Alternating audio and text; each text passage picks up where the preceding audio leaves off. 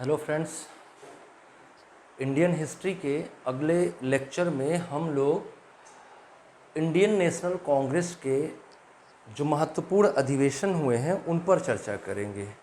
इस वीडियो में हम जितने भी इम्पोर्टेंट सेशंस हुए हैं जिनके साथ कोई ना कोई प्रश्न जुड़ सकता है, उन सभी सेशंस को हमने कवर करने का प्रयास किया है। जैसा कि हम सब लोग जानते हैं कि 1885 में इंडियन नेशनल कांग्रेस की स्थापना की गई। इंडियन नेशनल कांग्रेस अपने हर साल एक सेशन आयोजित करती थी जिसे Akhil Bharatiya all India Congress session कहा जाता था, जो कि दिसंबर 28 से लेकर 31 दिसंबर तक चलता था।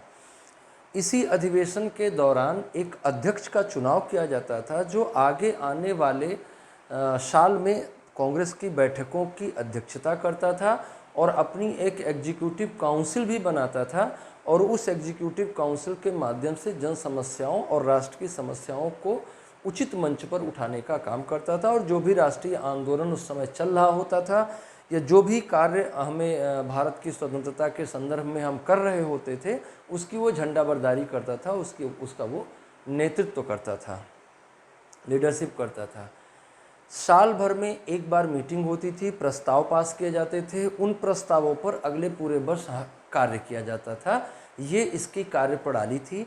इसके कार्य को करने के लिए AICC था, ऑल इंडिया कांग्रेस कमेटी थी। इसके अलावा स्टेट लेवल पर बहुत सारी कांग्रेस, हर स्टेट में कांग्रेस वर्किंग कमेटी होती थी, उसके नीचे जिला लेवल पर, फिर उससे नीचे, तो बहुत विस्तृत स्तर पर ये काम कर रही थी। मुद्दा हमारा ये है कि चाहे आप UPSC का पेपर दे रहे हों, चाहे आप BPSC दे रहे हों, UPPSC दे रहे हों, SSC दे रहे हों, कोई भी ऐसा एग्ज़ाम दे रहे हों, अभी तो एक और नया एग्ज़ाम आपका जुड़ गया है, तो कॉमन एलिजिबिलिटी टेस्ट, तो कोई भी आप एग्ज़ाम दे रहे होंगे, उसमें से यहाँ से क्वेश्चंस आपके एग्ज़ाम में बनते हैं कि कौन कौन से महत्वपूर्ण सेशंस रहे हैं और उनमें क्या क्या खास बातें कही गई हैं। हम लोग एक एक सेशन को डिस्कस करेंगे। आप वीडियो को लास्ट तक देखिएगा, बहुत इन्फॉर्मेटिव है और बहुत ही फैक्चुअल है, तो आप इन बातों को ध्यान में रखते हुए मेरी बात को ध्यान से सुनिएगा। वीडियो अगर आपने चैनल को सब्सक्राइब नहीं किया है तो उसको जल्दी से जल्दी सब्सक्राइब कर लीजिए। अगर आप वीडियो देखकर छोड़ देते हैं तो ये भी अच्छा काम नहीं करते हैं आपको वीडियो को और भी लोगों तक पहुंचाने का कार्य करना चाहिए। ये एक नेक कार्य होगा जिससे और भी लोग लाभान्वित होंगे।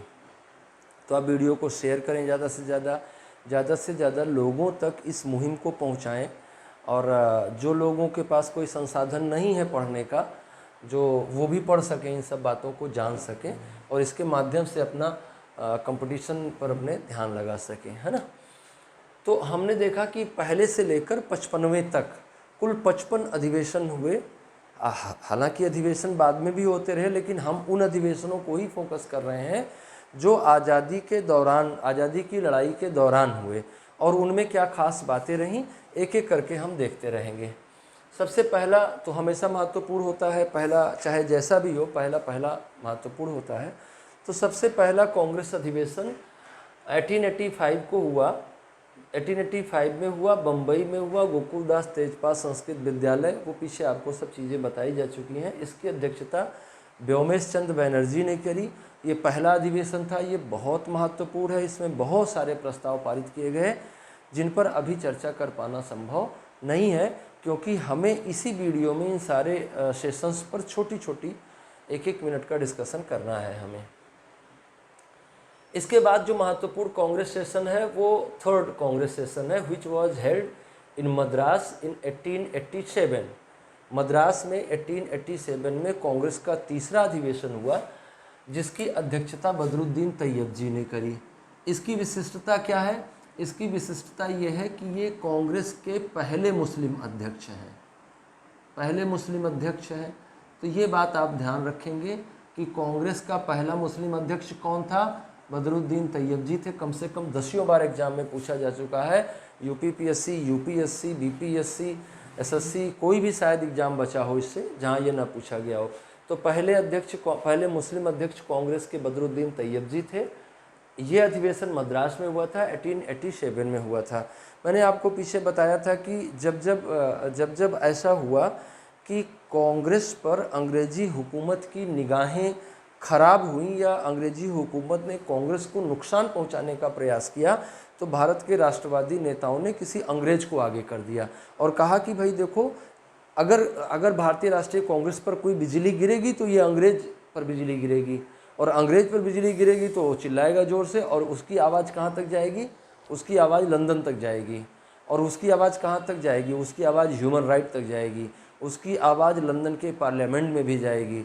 तो ये मुश्किल होगा अंग्रेजी हुकूमत के लिए कि वो किसी अंग्रेज पदाधिकारी के विरुद्ध कार्रवाई कर दे। इसलिए हमने देखा कि जब समस्या खड़ी होती थी तो हम किसी न किसी अंग्रेज को आगे कर देते थे, और इस तरह से कई सारे अंग्रेज भारतीय राष्ट्रीय कांग्रेस के अध्यक्ष के रूप में कार्य किया, जिसमें जॉर्ज यूले, जिसमें विलियम वेंडरबर्न, जिसमें हेनरी कॉटन, ये बहुत महत्वपूर्ण नाम हैं। तो इनमें से 1888 में इलाहाबाद के कांग्रेस अधिवेशन में जॉर्ज यूले अध्यक्ष हुए, जो कि भारतीय राष्ट्रीय कांग्रेस के पहले अंग्रेज अध्यक्ष हैं। इनकी इस अधिवेशन की विशेषता क्या है कि ये प्रथम अंग्रेज अध्यक्ष हैं, जॉर्ज यूल। कहाँ पर बनाए गए ये? तो ये बनाए गए 1888 में इलाहाबाद के अधिवेशन में। 1896 में जो 12वां कांग्रेस का अधिवेशन रहा, 1896 में आयोजित किया गया, कलकत्ता में आयोजित किया गया। इसकी अध्यक्षता रहीमतुल्लाह सायानी द्वारा की गई। बहुत महत्वपूर्ण बात यह है कि इसी में सबसे पहले वंदे मातरम गाया गया, और मज़े की बात यह है कि रहीमतुल्लाह सायानी ने वंदे मातरम गाया, और आज देखो कितना बड़ा मुद्दा बना हुआ है कि मुसलमान वंदे मातरम बोलेगा कि नहीं बोलेगा। ये बात कितना बड़ा इशू बन गया है कि बहुत सारा उस पर डिबेट डिस्कशन जारी है, और कोई कह रहा है मैं बोलूँगा, कोई कह रहा है कि जो नहीं बोलेगा वो देशद्रोही होगा। कौन सही कह रहा है, कौन गलत कह रहा है, मुझे उस बात पे नहीं जाना है।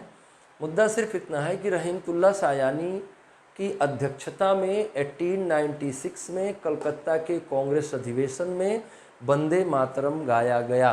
वंदे मातरम किसके द्वारा लिखा गया है और किसने जो है कौन सी बुक में लिखा गया है, इसको आप इसके वीडियो के चैट बॉक्स में हमको बताइएगा, है ना। कब लिखी गई वो बुक, किस विद्रोह पर लिखी गई, वो विद्रोह कहाँ हुआ, इन सब बातों की इन्फॉर्मेशन, इन सब बातों की का आंसर आप जो है हमको चैट बॉक्स में देंगे। विद्रोह कब हुआ, जिस विद्रोह पर वो बुक लिखी गई, वो विद्रोह कहाँ हुआ जिस विद्रोह पर ये बुक लिखी गई, वो विद्रोह किससे संबंधित था जिस पर ये बुक लिखी गई, ये बुक किसने लिखी, और वंदे मातरम किसने लिखा। जिसने वो बुक लिखा उसने वो वंदे मातरम भी लिखा। तो अब हमको नीचे चैट बॉक्स में जानकारी दीजिए। इसको याद रखना है कि 1896 में सबसे पहले वंदे मातरम गाया गया, है ना। और आप देखिए ना कि विधि की विडंबना देखिए कि आज जो है वंदे मातरम बोलने पर फतवा जारी हो रहा है, और ना बोलने पर भी फतवा जारी हो रहा है कि नहीं बोलो तो पाकिस्तान निकलो, और अगर बोलो तो फिर गला कटवाओ। तो देखिए क्या होगा। अगला अधिवेशन जो है वो 22 है, जो कि 1906 में हुआ, 22वां, जो महत्वपूर्ण है। बाकी तो बीच बीच में बहुत सारे छोड़ते चल रहे हैं। 22वां अधिवेशन महत्वपूर्ण है, जो कि 1906 में हुआ, कलकत्ता में हुआ। ये किस माहौल में हुआ? ये बंगाल विभाजन के माहौल में हुआ। 1905 में बंगाल का विभाजन हो गया था, और बंगाल विभाजन के विरुद्ध एक बहुत महत्वपूर्ण आंदोलन खड़ा हो गया था, जिसे हम स्वदेशी आंदोलन के नाम से जानते हैं। तो स्वदेशी आंदोलन के माहौल में ये अधिवेशन हो रहा है, और स्वदेशी आंदोलन के दौरान कांग्रेस में दो विभाजन की भी स्थिति बनी हुई है। कांग्रेस में दो तरह के संगठन बन गए हैं। एक हो गया है जिन्हें आप कहते हैं गर्मपंथी, और दूसरा हो गया है जिन्हें आप कहते हैं नरमपंथी। बंगाल विभाजन के मुद्दे को राष्ट्रीय हित के साथ संबद्ध करके और पूरे राष्ट्र में एक आंदोलन चलाने का प्रयास कर रहे हैं गर्मपंथी, और सेम टाइम पे नरमपंथी कह रहे हैं कि भाई ये बंगाल की समस्या है, और जिस तरह से आंदोलन बंगाल में चलाया जा रहा है हम उसका समर्थन करते हैं, लेकिन इसको पूरे देश में फैलाने की आवश्यकता नहीं है।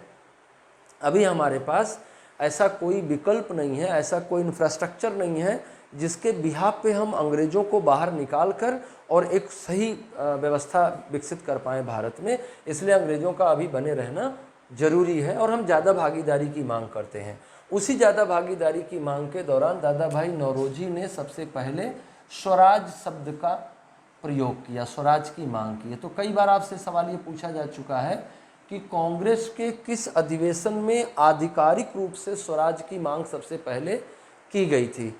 तो सबसे पहले स्वराज की मांग आधिकारिक रूप से कौन से अधिवेशन में की गई थी? 1906 में की गई थी, क्योंकि स्वराज, राष्ट्रीय शिक्षा और बहिष्कार, ये तीन बहुत बड़े मुद्दे के रूप में उभर कर आए थे 1905 में। और जो गर्मपंथी नेतृत्व था वो चाहता था कि ये तीनों ही प्रस्ताव कांग्रेस पास करवाए अपने एनुअल सेशन में, और कांग्रेस अगर इसको एनुअल सेशन में पास करती है तो ये समझा जाएगा कि ये कांग्रेस का आंदोलन है और पूरे देश में जो कांग्रेस का संगठनात्मक ढांचा है वो इस आंदोलन को आगे बढ़ाने में सहायता कर पाएगा।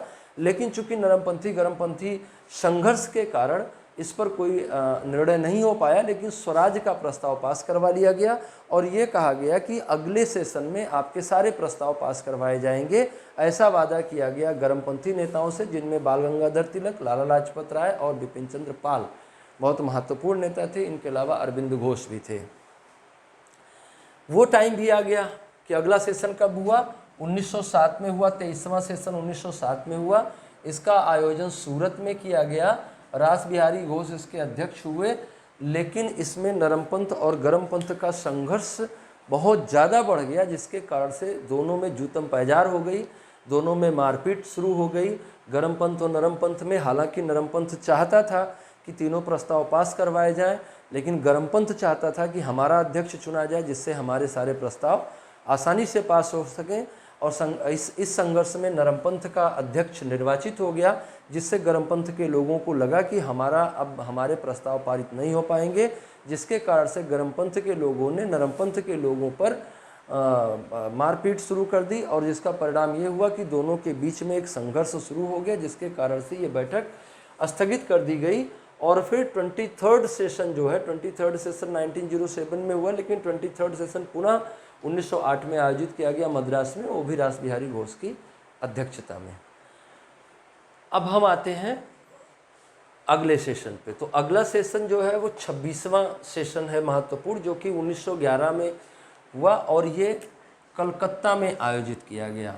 कलकत्ता में आयोजित किया गया। बिशन नारायण धर इसके अध्यक्ष थे। इस टाइम पे एक एटमॉस्फेयर में बात चल रही थी, वो थी राजधानी परिवर्तन। और 1911 में जॉर्ज फिफ्थ भारत आए थे। जॉर्ज फिफ्थ और उनकी पत्नी क्वीन मैरी भारत में आई और इनके सम्मान में एक दरबार का आयोजन किया गया। तो उनके सम्मान में एक गीत लिखा गया, एक गान लिखा गया, जो वर्तमान समय में भारत का राष्ट्रगान है। और वो सबसे पहले इट वॉज संग इन 1911 during the Calcutta session of Indian National Congress. तो ये भी बहुत महत्वपूर्ण बात है कि कलकत्ता सेशन में सबसे पहली बार जनगण मन अधिनायक जय हे का गायन किया गया। इस बात को लेकर भी बहुत सारा विवाद हमारे मस्तिष्क में गूंजता रहता है, और जो थोड़ा कम जो इमोशनल जल्दी हो जाते हैं, ऐसे लोगों को लगता है कि भाई हमें इसका गायन अब बंद कर देना चाहिए। जनगण मन अधिनायक जय हे हमने किसी और के लिए लिखा था, तो हमने लिखा था किसी और के लिए, लेकिन आज के टाइम पे हम आज हमारे जनगण मन का अधिनायक कौन है? वो परमपिता परमेश्वर है। ऐसा मानकर हम उस राष्ट्रगान को पढ़ते हैं। 1950 के बाद राष्ट्रगान को हम ये मानकर पढ़ते हैं कि जो जनगण मन का अधिनायक है और जो पंजाब, सिंध, गुजरात, मराठा, द्राविड़, उत्कल, बंग है, विंध्य, हिमाचल, यमुना, गंगा, उच्चल जल तरंग जो है, वो जिससे आशीष मांग रहा है वो कौन है? वो परमपिता परमेश्वर है, ना कि वो जॉर्ज फिफ्थ या क्वीन मैरी है ना। लेकिन यहाँ पे वो जॉर्ज फिफ्थ और क्वीन मैरी के लिए लिखा गया था। इसके कारण से इसको थोड़े लोग आलोचना करते हैं। किसी दिन और उस पर हम लोग डिटेल में चलेंगे। कलकत्ता में हुआ। बिशन नारायण धर इसके अध्यक्ष थे। 29वां कांग्रेस अधिवेशन भी महत्वपूर्ण है इस दृष्टिकोण से। फिर से आते हैं। 29वां भी महत्वपूर्ण है। 29वां कोई खास महत्वपूर्ण नहीं है, पर एक बात है इसमें वो जान लें आप ये 1914 में हुआ और 1914 में प्रथम विश्व युद्ध का माहौल था। आप देखिए ना, जो भी नेशनल पॉलिटिक्स में हो रहा था, इंटरनेशनल पॉलिटिक्स में हो रहा था, उसका कुछ ना कुछ प्रभाव जरूर हमारे सेशंस पे दिखाई दे रहा है। तो 1914 में मद्रास में कांग्रेस सेशन हुआ और लॉर्ड पोर्टलैंड जो कि गवर्नर था मद्रास का, वो भी इस बैठक में शामिल हुआ। तो अब आप ये सोचिएगा कि ऐसा क्यों हुआ कि अंग्रेज पदाधिकारी जो कि कांग्रेस का विरोध, अब तक तो कांग्रेस स्पष्ट हो गया था, 1914 तक आते आते कांग्रेस बिल्कुल स्पष्ट हो गया था कि कांग्रेस ब्रिटिश सरकार की विरोधी संस्था है और वो चाहती है कि ब्रिटिश हुकूमत भारत से समाप्त हो जाए। वैसी सिचुएशन में एक अंग्रेज गवर्नर क्यों पार्टिसिपेट कर रहा है कांग्रेस के अधिवेशन में? इसके पीछे उद्देश्य ये है कि 1914 में जो विस्फोट हुआ है उसमें हमको सहायता मिले, है ना। कौन आया था इसमें? तो आप याद रखिएगा नाम इस बात का, पोर्टलैंड नाम था और ये मद्रास का गवर्नर था और इसने भाग लिया। इसलिए भाग लिया ताकि भारतीयों को प्रथम विश्व युद्ध के दौरान अंग्रेजों की तरफ से लड़ने के लिए तैयार किया जा सके, और वो हुआ भी। तो आपने देखा कि रास बिहारी घोष की अध्यक्षता में जो सेशन हुआ था, इसमें कांग्रेस दो हिस्सों में बट गई। कौन कौन से हिस्सों में बट गई? नरम दल और गरम दल। मैं तो मानता नहीं कि ये कोई बंटवारा था। ये बंटवारा तब होता है जब दोनों दल अलग होकर कोई राजनीतिक संगठन बनाते और अपनी अपनी विचारधारा का आगे प्रचार करते, तब हम मानते कि हाँ ये कांग्रेस का विभाजन हुआ। एक्चुअल में ये कोई विभाजन नहीं हुआ। ये एक्चुअल घटना को अगर हम सही शब्दों में कहें तो हुआ ये कि नरम दल के नेताओं ने गरम दल के नेताओं को कांग्रेस से बाहर का रास्ता दिखा दिया, कांग्रेस से निकाल दिया। असल घटना ये है, लेकिन उसको हम थोड़ा सही शब्दों में कहते हैं तो उसको विभाजन बोल देते हैं, क्योंकि वो राष्ट्रवादी मुद्दा है। जो विभाजन हुआ था वो विभाजन नरम दल और गरम दल के बीच में बना रहा। कब तक बना रहा? 1916 तक बना रहा। और 1916 में 31st सेशन हुआ कांग्रेस का, जो कि लखनऊ में हुआ अंबिका चरण मजूमदार की अध्यक्षता में। इसमें कुछ महत्वपूर्ण निर्णय लिए गए जिन्हें लखनऊ समझौते के नाम से जाना जाता है, लखनऊ पैक्ट के नाम से जाना जाता है या लखनऊ समझौता के नाम से जाना जाता है। लखनऊ पैक्ट में क्या क्या हुआ? एक तो पीछे 1906 से मुस्लिम लीग चली आ रही थी। 1906 में मुस्लिम लीग का गठन किया गया और मुस्लिम लीग लगातार कांग्रेस विरोधी रही। मुस्लिम लीग का जो प्राइमा फेसी एक्टिविटी था वो क्या था? कांग्रेस का विरोध करना, और कांग्रेस का विरोध करने के लिए ही उसको बनाया गया था। उसको हम लोग बाद में जब मुस्लिम लीग के गठन की चर्चा करेंगे तो आपको समझ में आएगा कि मुस्लिम लीग कांग्रेस का विरोध करने के लिए क्यों बनाया गया और अंग्रेजों ने उसको कैसे यूज किया कांग्रेस के आंदोलन को कमज़ोर करने के लिए। तो मुस्लिम लीग को कांग्रेस के आंदोलन को कमज़ोर करने के लिए बनाया गया और वो दत्तक पुत्र थी। मुस्लिम लीग जो है वो दत्तक पुत्र थी अंग्रेजी सरकार की।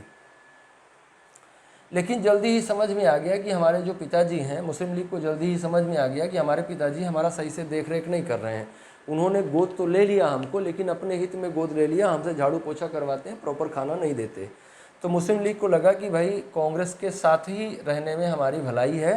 तो 1916 में एक समझौता हुआ जिसमें मुस्लिम लीग और कांग्रेस ने यह तय किया कि जो भी आंदोलन राष्ट्रहित में चलाया जाएगा उसका मुस्लिम लीग कांग्रेस का समर्थन करेगी उन आंदोलनों को चलाने में। तो इसलिए लखनऊ समझौता महत्वपूर्ण है। और लखनऊ समझौते का दूसरा महत्वपूर्ण बिंदु ये है कि जो विभाजन हुआ था 1907 में उसको फिर से 1916 में एकीकृत कर दिया गया और जो गरम दल और नरम दल का अलगाव हुआ था वो फिर से एक में आ गया। तो इसलिए भी महत्वपूर्ण है। तो लखनऊ समझौता दो मुद्दों पर हुआ, मुस्लिम लीग और कांग्रेस के बीच में राष्ट्रीय आंदोलन को चलाने के लिए हुआ और कांग्रेस के दोनों धड़ों में जो अलगाव था उसको एकीकृत करने के लिए किया गया। 1917 का अधिवेशन भी महत्वपूर्ण है। यह अधिवेशन के क्रम में 32वें क्रम का अधिवेशन था। 1917 में आयोजित किया गया, कलकत्ता में आयोजित किया गया।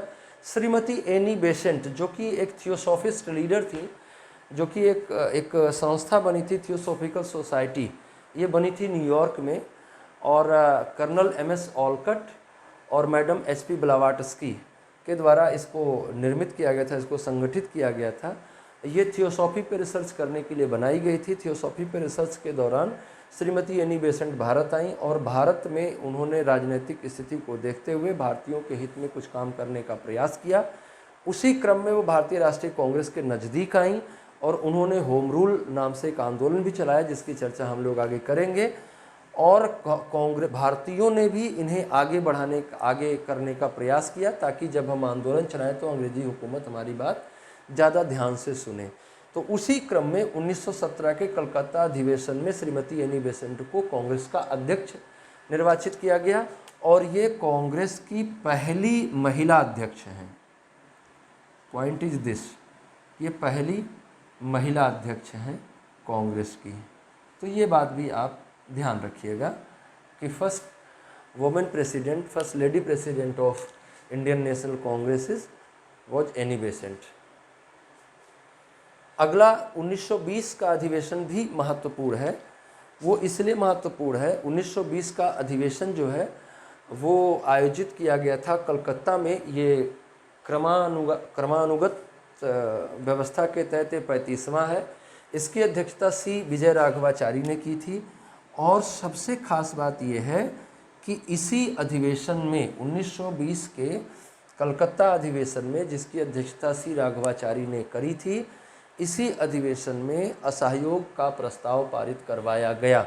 चूँकि गांधी जी द्वारा जो असहयोग आंदोलन प्रारंभ करने का प्रयास किया गया था, वो शुरुआत में भारत के जो राष्ट्रवादी नेता थे, जो खासतौर से कांग्रेस के नेता थे, उनके द्वारा उसका बहिष्कार किया गया था, विरोध किया गया था।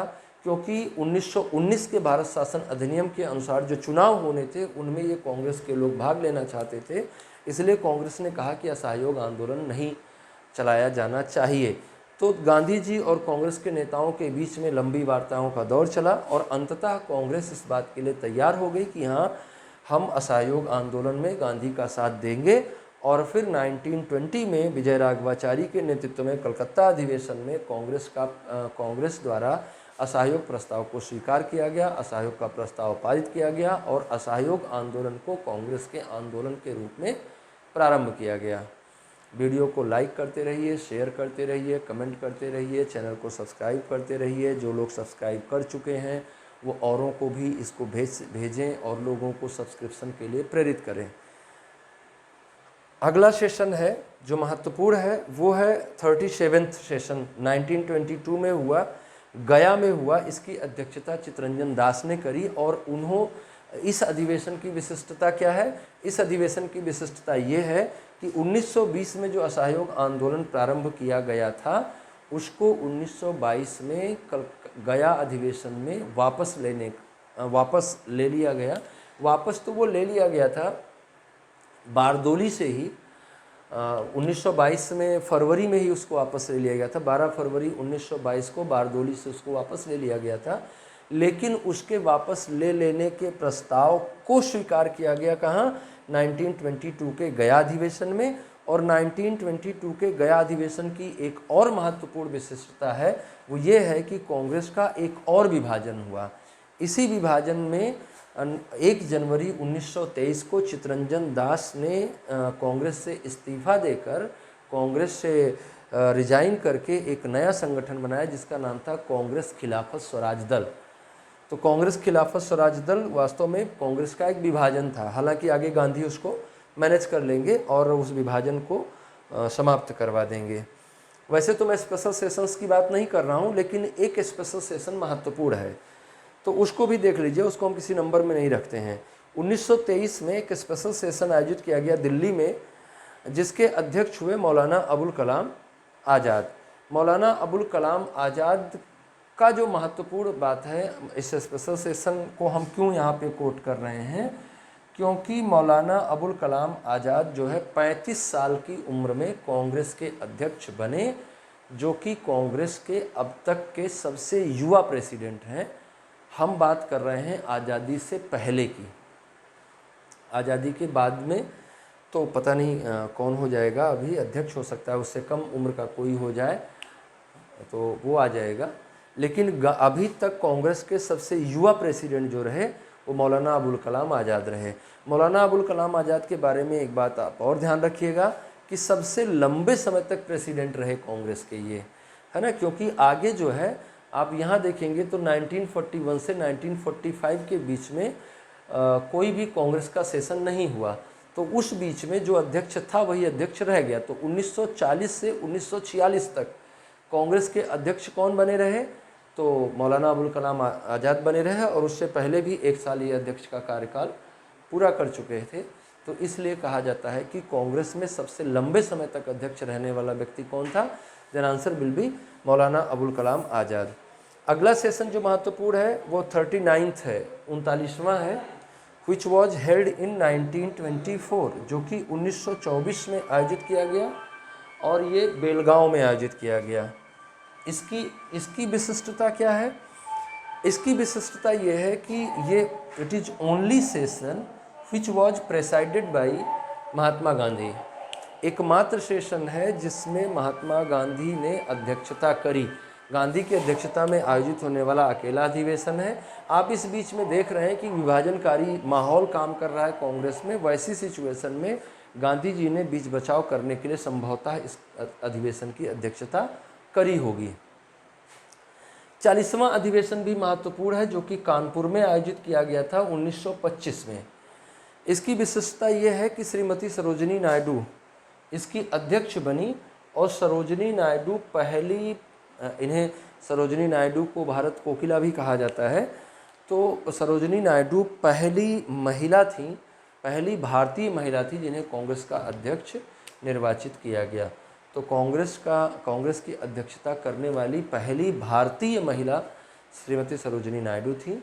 अगर पूछा जाए कि पहली महिला जिन्होंने कांग्रेस की अध्यक्षता करी तो श्रीमती एनी बेसेंट थी। एनी बेसेंट, सरोजिनी नायडू दोनों को याद रखिएगा। एनी बेसेंट ने 1917 में कलकत्ता कांग्रेस अधिवेशन की अध्यक्षता करी थी। सरोजिनी नायडू ने 1925 में कानपुर कांग्रेस अधिवेशन की अध्यक्षता करी थी। 44वां भी बहुत महत्वपूर्ण है। 44वां भी कम से कम 50 बार विभिन्न एग्जाम में पूछा गया होगा, है ना, और हर दूसरे तीसरे साल आपसे पूछ लिया जाता है। आप ही के पेपर में हर दूसरे तीसरे साल पूछ लिया जाता है किसी न किसी रूप में। आप यूपीएससी दे रहे हो, बीपीएससी दे रहे हो, यूपीपीएससी दे रहे हो, या कोई भी स्टेट पीएससी दे रहे हो, कोई भी और दूसरा एग्जाम दे रहे हो, हर दूसरे तीसरे साल पे अल्टरनेटिवली ये पूछ लिया जाता है। बहुत महत्वपूर्ण है। तो इस पर तो बहुत बड़ा चर्चा होगी आगे, जब भी हम लोग मौका मिलेगा तो इस पर हम लोग डिटेल डिस्कशन करेंगे। बस यहाँ इतना समझना है कि इट वॉज हेल्ड इन लाहौर, 1929 था, लाहौर में कांग्रेस का अधिवेशन हुआ था। उससे पहले बहुत सारे पृष्ठभूमि पर हम लोग चर्चा नहीं करेंगे। लाहौर अधिवेशन की अध्यक्षता जवाहरलाल नेहरू द्वारा की गई थी, और सबसे पहली बार कांग्रेस ने पूर्ण स्वराज की मांग यहीं से करी थी। पूर्ण स्वराज का मतलब होगा अंग्रेजों से मुक्त भारत। स्वराज की मांग तो पहले से ही की जा रही थी। स्वराज हमारा जन्मसिद्ध अधिकार है और हम इसे लेकर रहेंगे, है ना। ये तो बहुत पहले से कहा जा रहा है कांग्रेस के द्वारा, बाल गंगाधर तिलक जी के द्वारा। तो कांग्रेस स्वराज की मांग तो बहुत समय से कर रही है, और आधिकारिक रूप से भी स्वराज की मांग, ये तो व्यक्तिगत पैमाने पर हो रही थी।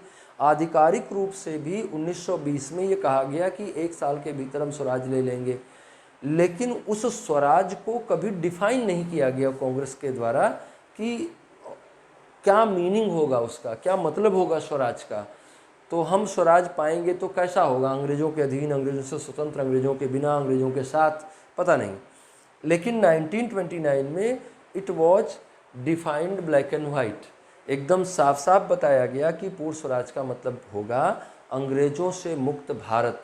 हे अंग्रेज़ों, अब भारत छोड़कर तुम चले जाओ, हम अपना शासन करने के लिए स्वतंत्रता प्रदान कर दो हमें, ये हमारे पूर्ण स्वराज का मतलब होगा। ऐसा प्रस्ताव हमने सबसे पहले 1929 में पारित किया। 1929 के लाहौर सेशन की एक महत्वपूर्ण विशेषता ये भी है कि सबसे पहली बार 26 जनवरी 1930 को राष्ट्रीय स्वाधीनता दिवस मनाने का संकल्प भी पारित किया गया कि हर साल हम 26 जनवरी को स्वाधीनता दिवस मनाएंगे। यही कारण रहा कि 26 जनवरी को ही हमने अपना संविधान इम्प्लीमेंट किया, संविधान लागू किया। अब बात है अगले सेशन में। अगला सेशन है हमारा जो महत्वपूर्ण है, बहुत महत्वपूर्ण है, वो है कराची अधिवेशन विच वॉज हेल्ड इन 1931।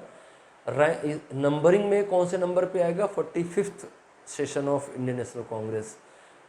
कौन अध्यक्ष रहे इसके?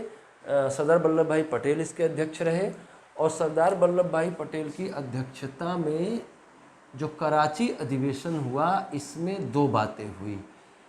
कुछ बातें तो ऐसी हुई जिनको आप समझ नहीं पाइएगा अभी, क्योंकि इस बीच में एक बड़ा आंदोलन चला था, सविनय अवज्ञा आंदोलन। तो सविनय अवज्ञा आंदोलन के बाद गांधी जी और लॉर्ड इरविन के बीच एक समझौता हुआ था, जिसे गांधी इरविन पैक्ट कहा जाता है। तो गांधी इरविन पैक्ट को मान्यता दी गई कराची अधिवेशन में, कांग्रेस के कराची सेशन में। तो इसलिए यह महत्वपूर्ण है। और दूसरा जो सबसे महत्वपूर्ण बात है, गांधी जी और इरविन के बीच समझौता इसलिए हुआ था कि Congress second round table conference में भाग लेने के लिए जाएगी। जब सेकंड राउंड टेबल कॉन्फ्रेंस में भाग लेने के लिए जाएगी, कांग्रेस तो किन किन मुद्दों पर बात करेगी वो भी इस सेशन में निर्धारित किया गया। और भारत में पहली बार कांग्रेस ने फंडामेंटल राइट का रेजोल्यूशन पास किया। तो ये भी इसलिए भी ये महत्वपूर्ण है क्योंकि सबसे पहली बार resolution of fundamental right was passed in Karachi session of Indian National Congress which was held in 1931 presided by Sardar Vallabh Bhai Patel. तो आप इसको भी आप ध्यान रखिएगा। अगला जो हमारे लिए महत्वपूर्ण सेशन है वो है 48th session which was held in 1934 Mumbai presided by doctor Rajendra Prasad. कोई खास महत्व की बात नहीं है, लेकिन बहुत महत्वपूर्ण बात यह है कि इसी सेशन में सीएसपी का गठन किया गया, कांग्रेस सोशलिस्ट पार्टी। इस बीच में इस दौरान देखिएगा तो 1917 में रूसी क्रांति के बाद भारत में भी समाजवादी विचार लगातार बढ़ते जा रहे हैं, और वो कहीं ऐसा ना हो कि कांग्रेस के विरोधी हो जाएं और कांग्रेस के विरुद्ध कोई वो बना ले, संगठन बना लें और भारतीय राष्ट्रीय आंदोलन को कमज़ोर करें। कांग्रेस मतलब Indian national freedom struggle, nothing else. Bharat में जो भी भारतीय राष्ट्रीय आंदोलन चलाया गया, it means Indian National Congress. तो इंडियन नेशनल कांग्रेस जो भी आंदोलन चला रही है, ऐसा ना हो कि वर्ग संघर्ष के नाम पे उसके आंदोलन को कमज़ोर किया जाने लगे। तो इसलिए उसने अपने अंदर समाजवादी विचार, कांग्रेस थी भी समाजवादी सोच की, आगे देखे ना समाजवाद भरा पड़ा है, समाजवादी ही भरे पड़े हैं। तो समाजवादी सोच की थी, इसलिए समाजवाद को मौका दिया गया। तो ये बात आप ध्यान में रखिएगा। बहुत महत्वपूर्ण है 50वां कांग्रेस अधिवेशन 1937 में आयोजित किया गया, बंगाल के फैजपुर में आयोजित किया गया। जवाहरलाल नेहरू इसके अध्यक्ष रहे। ये एकमात्र कांग्रेस का सेशन है जो गांव में आयोजित किया गया, तो आप इसका भी ख्याल रखिएगा। 51वां कांग्रेस अधिवेशन 1938 में गुजरात के हरिपुरा में आयोजित किया गया, जिसकी अध्यक्षता सुभाष चंद्र बोस ने करी। ये थोड़ा सा हरिपुरा से लेकर त्रिपुरी तक एक माहौल रहा जिसमें कांग्रेस में साम्यवादी विचारधारा की प्रबलता रही, जिसके कारण से कुछ कन्फ्लिक्शंस क्रिएट हुए। उनके कारण से ये दोनों सेशन महत्वपूर्ण है। सुभाष चंद्र बोस जी के दृष्टिकोण से ये दोनों सेशन महत्वपूर्ण है। अभी वो कन्फ्लिक्शन एक्चुअल में क्या था उसमें जाएंगे तो आपको बहुत लंबी चौड़ी व्याख्या देनी पड़ेगी हमें, इसलिए बहुत टाइम लग जाएगा और वो हम लोग अलग टॉपिक में चले जाएंगे। तो जब कभी मौका मिलेगा हम उस पर एक वीडियो आपके लिए बनाएंगे। अभी आप इतना समझिए कि 51st और 52nd 1938 1939 दो कांग्रेस अधिवेशन हुए। पहला 38 वाला हरिपुरा में हुआ गुजरात में, 39 वाला त्रिपुरी में हुआ मध्य प्रदेश में। इन दोनों में लगातार सुभाष चंद्र बोस अध्यक्ष के रूप में निर्वाचित हुए। 1938 में कुछ नहीं हुआ, 1939 में वर्ल्ड वॉर के बादल तैर रहे थे, वर्ल्ड वॉर हो रहा था। तो वैसी सिचुएशन में कुछ माहौल ऐसा था जिसमें वामपंथ की ओर झुका हुआ कांग्रेस नहीं चाहिए था, तो जिसके कारण से 1939 में सुभाष चंद्र बोस जब अध्यक्ष हुए तो सुभाष चंद्र बोस की कार्यकारिणी विस्तार के क्रम में कन्फ्लिक्शन उत्पन्न हुआ। मैं कभी उस पर चर्चा करूंगा डिटेल से, जिसके कारण से इन्होंने रिजाइन किया और डॉक्टर राजेंद्र प्रसाद ने इसकी अध्यक्षता करी बाद में। तो ये बात भी आप ध्यान रखिएगा। 53वां जो अधिनियम था ये रामगढ़ में आयोजित किया गया 1940 में। मौलाना अबुल कलाम आज़ाद इसके अध्यक्ष हुए। खास बात यह है कि इसके बाद फिर कोई दूसरा सेशन हुआ नहीं।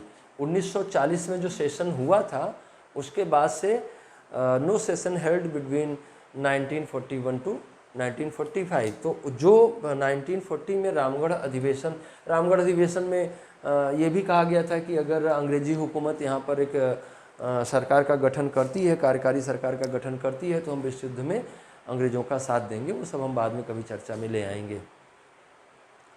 तो मुद्दा ये है कि यहाँ पर कोई भी सेशन नहीं हुआ 1941 से 1945 के बीच में।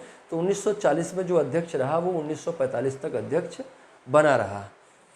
54वां भी महत्वपूर्ण है। 54वां सेशन जो है वो मेरठ में हुआ और इसके अध्यक्ष चुने गए जेबी कृपलानी।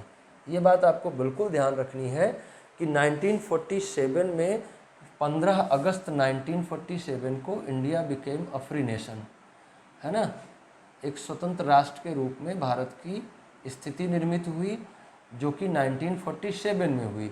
तो 15 अगस्त 1947 में देश आज़ाद हुआ। अगर आपसे पूछा जाता है, और बहुत बार पूछा गया है, कि 15 अगस्त 1947 को देश आज़ाद हुआ, तो आज़ादी के समय भारत में कांग्रेस का प्रेसिडेंट कौन था? तो आज़ादी के समय भारत में कांग्रेस का प्रेसिडेंट जेबी कृपलानी थे। जेबी कृपलानी उस समय अध्यक्ष थे। इन्होंने नवंबर 1947 में रिजाइन किया अपने पोस्ट से। नवंबर 1947 में रिजाइन किया तो नवंबर 1948 में रिजाइन किया।